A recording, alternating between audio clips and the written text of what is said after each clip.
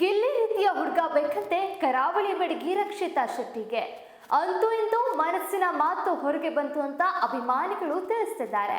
Big boss ಮನೆಯಲ್ಲಿ ತಮ್ಮ ಪಟಪಟ ಮಾತಿನ ಮೂಲಕ ವೀಕ್ಷಕರನ್ನ ಕರಾವಳಿ ಬೆಡಗಿ ರಂಜಿಸುತ್ತಾ ಬಂದಿದ್ದಾರೆ. ತಮ್ಮ ಮುದ್ದು ಮುದ್ದಾದ ಮಾತುಗಳು ಮತ್ತು ಕನ್ನಡ ಮಾತನಾಡುವ ಪ್ರಯತ್ನಗಳು ವೀಕ್ಷಕರ ಗಮನ ಸೆಳೆದಿದೆ. ಅಷ್ಟೇ ಅಲ್ಲದೆ ಬಿಗ್ ಬಾಸ್ ಮನೆಯ ಟಗರು ಪುಟ್ಟಿ ಎಂದೇ ಖ್ಯಾತಿ ಪಡೆದಿರುವ ರಕ್ಷಿತಾ ಮುದ್ದು ಮುದ್ದು ಮಾತುಗಳೇ ಎಲ್ಲರಿಗೂ ಇಷ್ಟ. ಇದೀಗ ರಕ್ಷಿತಾ ಶೆಟ್ಟಿ ಅವರು ತಮ್ಮ ಮನಸ್ಸಿನ ಭಾವನೆ ಹೇಳಿಕೊಂಡಿದ್ದಾರೆ.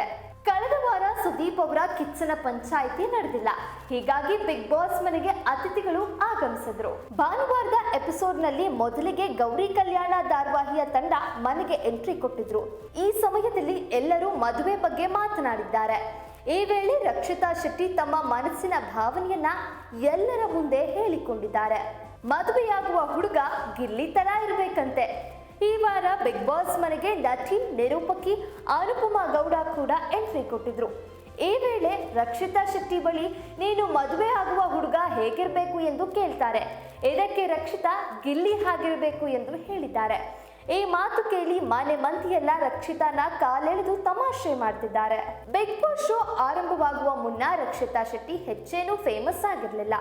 ದಕ್ಷಿಣ ಕನ್ನಡ ಹಾಗೂ ಉಡುಪಿಯಲ್ಲಿ ಇವರು ಚಿರಪರಿಚಿತರಾಗಿದ್ರು.